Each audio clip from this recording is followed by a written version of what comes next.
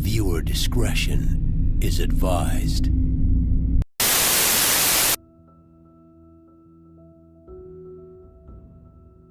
There are two enduring images of the 2015 Carolina Panthers. One is Von Miller knocking the ball out of Cam Newton's hand, and the other is Cam Newton jumping away from the loose ball. But before all that, the Panthers were the most dominant team in football and clear Super Bowl favorites, stacked with a tough defense, bruising running game, and the league's MVP at quarterback. The Panthers maintained an unbeaten record until Week 16 when they lost by one score to the Atlanta Falcons. Some of their games were lopsided, 44-16, 38-10, 38-0, and some were tight games. But there wasn't much competition. Carolina played just 4 games against teams that would make the playoffs in 2015. When it came time for the postseason, the Panthers took care of business at home first, a 31-24 win against the reigning NFC champ Seahawks, a game in which the Panthers jumped out to a 31-0 lead. Then a dismantling of the second best team in the conference, the Arizona Cardinals, 49-15. In Super Bowl 50, the Broncos were perhaps the only team capable of shutting down the league's MVP. Having come off wins against Ben Roethlisberger and Tom Brady, Denver was not afraid of Cam Newton, but Cam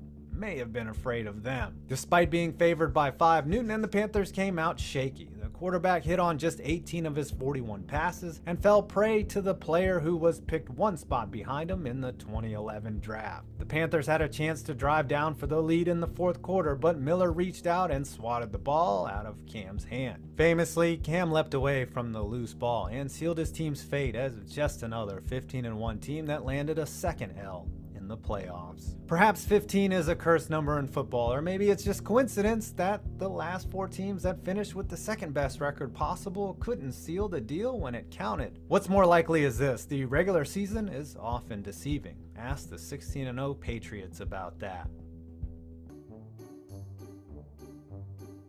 George Seifert led maybe the best team ever in the '89 Niners, but when he wasn't given Bill Walsh's team to work with, Seifert's Lombardies meant nothing in Carolina, where he bottomed out at 1-15 in 2000. It's a little bit harder when you don't have Joe Montana, Steve Young, and Jerry Rice, isn't it? Honestly, I forgot he even coached the Panthers.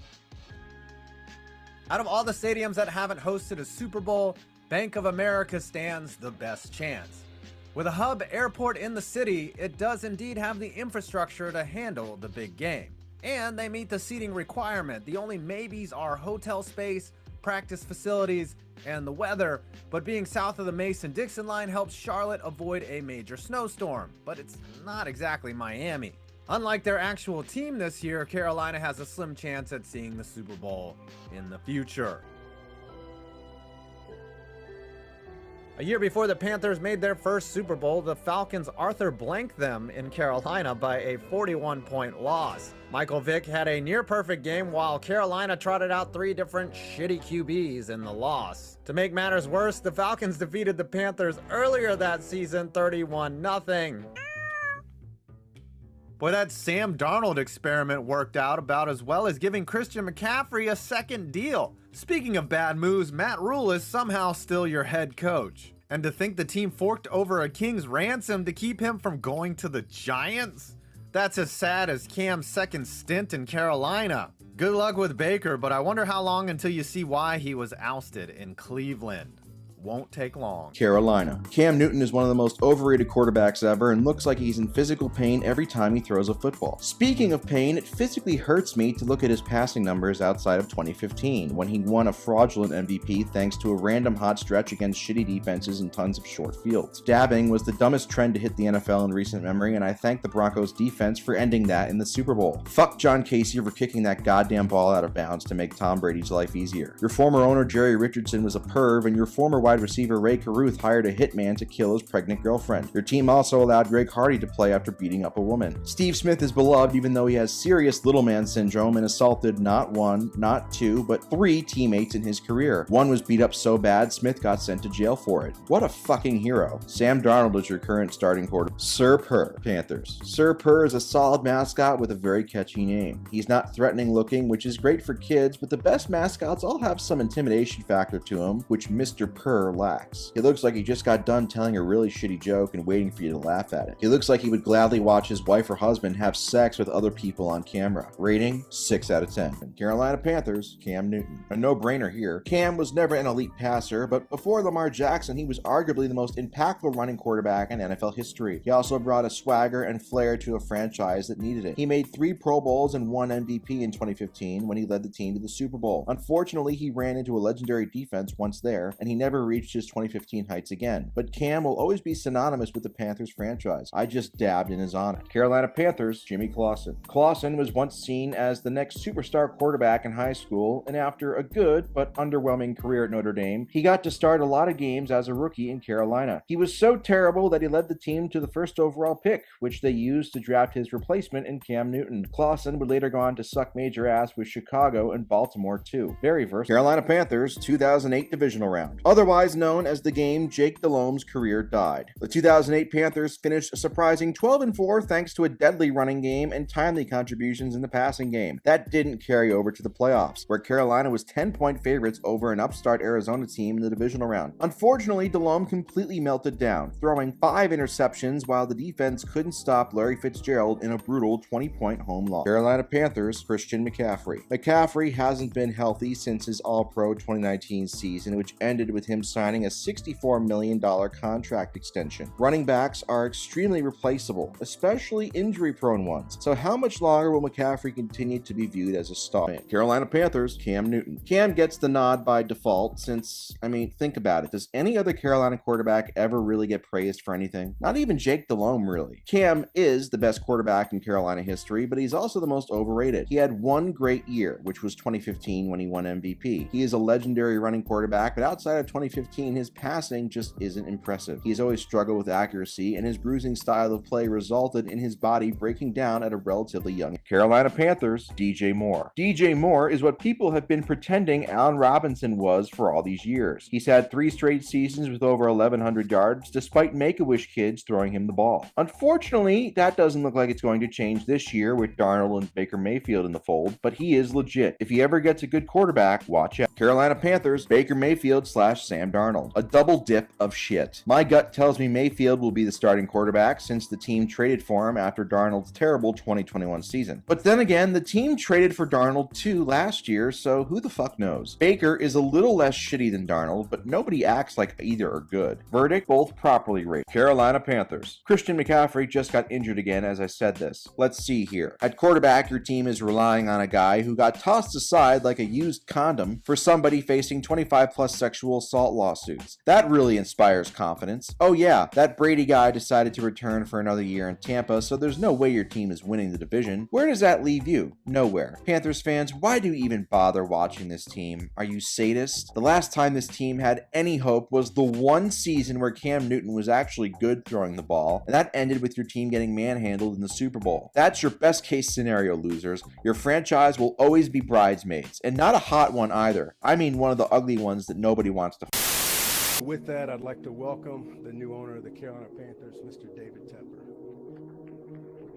When a new owner is introduced to the sports world, there's a lot of uncertainty. Is he going to come in and throw money around in the hopes of winning a championship? Is he going to be a guy who fosters a quality relationship with the city? Or is he going to be a worthless cretin who only cares about himself? Or worse, one who throws your city under the bus to move the franchise elsewhere? With David Tepper, he was going to have his hands full with the Carolina Panthers. He bought the team for nearly $2.3 billion in the summer of 2018. But they were a team about to begin a transitionary phase. It was built in the image of their former owner, Jerry Richardson. He only owned the damn thing since it was founded. But he did the seatbelt trick, remained stuck in the 50s, and it cost him ownership of his team. Where his main legacy was building a statue of himself. A wildcard loss months beforehand was as close as they get to glory under Tepper's reign. 2018 was one of inevitable collapse. The team certainly did in the second half of that football year. Mostly due to Cam Newton grinding his injured shoulder into dust, along with a few other things. They were hoping to prove that free fall was a fluke, but the Panthers were about to hit the iceberg of reality. They were nearing the end of an era.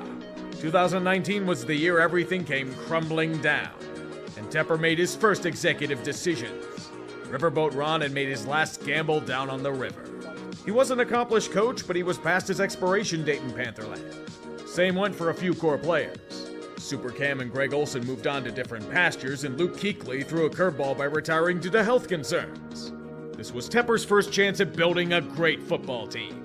And in hindsight, he failed miserably. Straight up shitting on the Panthers is too easy.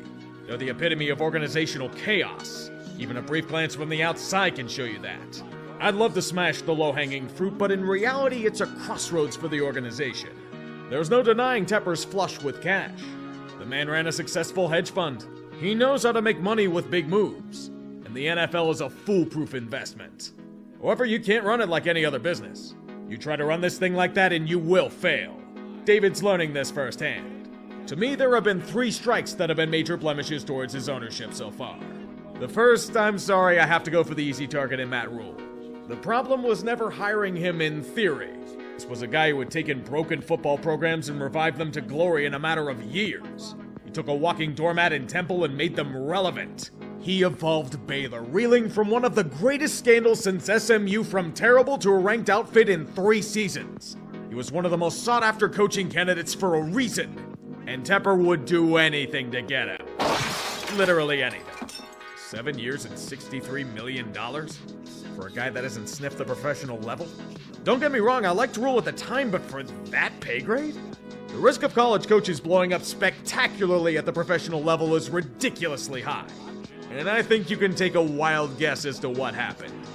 You mean to tell me that a coach that's ridiculously hands-on and doesn't allow his coordinators to hire their own assistants didn't pan out? The legendary multi-QB scheme failed miserably? Firing offensive coordinators because they didn't run the ball without Christian McCaffrey? Shocking. Everyone knew that Rhule was overmatched by the end of year 2. But Tepper was held back by that massive contract he signed him to. He can bullshit about building a culture, but he was just a smokescreen for not wanting to pay a massive buyout. This is one of the richest owners in the NFL. They wipe their ass in custom $100,000 bills. Mac can talk about Jay-Z all he wants, but he wasn't the answer. Gone by week 5. David's inaction pissed away the season. He was going to be forced to eat tens of millions of dollars regardless of when it happened. Do I feel bad for Rhule? Not really. He and his family are set for multiple lifetimes with that deal. Plus, he's back to college, where he's much more comfortable in coaching. Tepper will still be eating millions of dollars despite Nebraska throwing him money.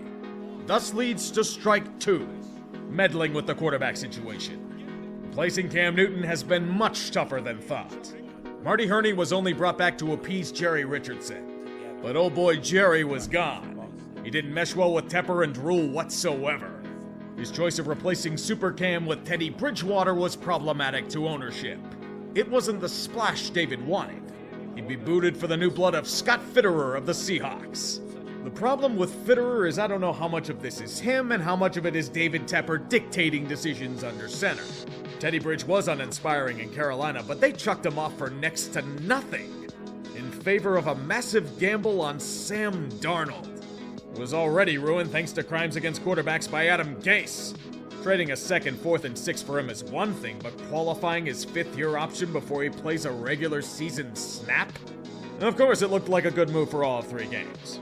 To correct this error, and thanks to an injury to Darnold, they went deep into the well to acquire a big piece. Cam Newton. He of shoulder made of jet-puffed marshmallow cream. This never felt like a move to win, but a move to put asses in seats for a few games. Hey everyone, come to the stadium and see the old legend perform as a shell of himself. The second coming was depressing. He was far past cooked. After that failure, they were hoping for a quick jolt with scorned Baker Mayfield at a discount rate, but that didn't work out all that well. Turns out you need a team around Baker for him to do well. He burned everything each chance he got, or it was deflected at the line of scrimmage. So at the end of the day, they have 4 quarterbacks. They're chucking tens of millions of dollars at them to suck. One of them's out for the year, another told to go away on waivers, and none of them have proven to be long-term solutions. It's pretty fucked. But all of that pales to the 3rd strike on his docket. Rock Hill, South Carolina. That town will introduce you to the dark side of David Tepper, a land of cutthroat politics and bad faith negotiating. It all began with a new practice facility being proposed. State-of-the-art amazement that would benefit both team and town. Rock Hill would be giving the Panthers a shit ton of tax breaks for it. And it was questionable considering the potential lack of flexible usage, but their commitment was steadfast. They guaranteed $225 million in bonds into constructing their new practice shrine. Despite getting the damn moon and then some, it was doomed from the start. Tepper claimed that Rock Hill was stalling on doling out the bonds for the project. This gave him cause to pull out and say, "Fuck it, I don't want to do this anymore." Rock Hill looked before they leaped, and David used his shell company to take the fall as it folded up. The Panthers took their ball and went home. No shocker that Rock Hill is living. It's become a he said, she said slap fight that's been a complete shit show to watch. While Tepper's paid the bare minimum to the town for their trouble, it means nothing. The only thing that's come of it in the end is an overdeveloped exit interchange on a major freeway. A half-constructed facility that is unusable for any other enterprise on land Rock Hill no longer owns, and York County about to sue the town for all the bullshit. A black eye through and through. And it just makes everyone look awful. David can talk about patience all he wants, and he's gone on record saying that he wants to run his team like the Steelers he held a minority share of. But we know why he's suddenly panicking. This. The sheer emptiness and apathy on display in Bank of America Stadium is an alarming sight. Charlotte's put up with a lot of shit. They had a failed championship run, saw their franchise quarterback get ground into dust, and now have to suffer through death as a football team personified. I can think of a few reasons why the city doesn't care for the Panthers right now.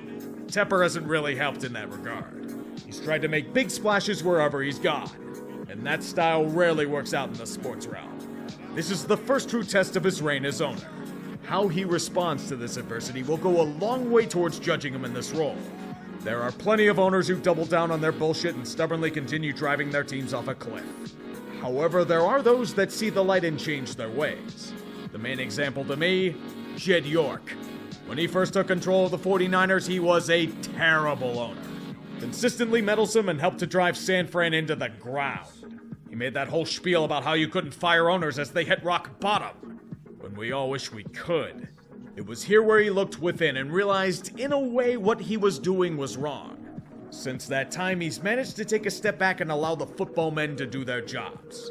Jed's been a quiet presence at the top, and it's benefited the team.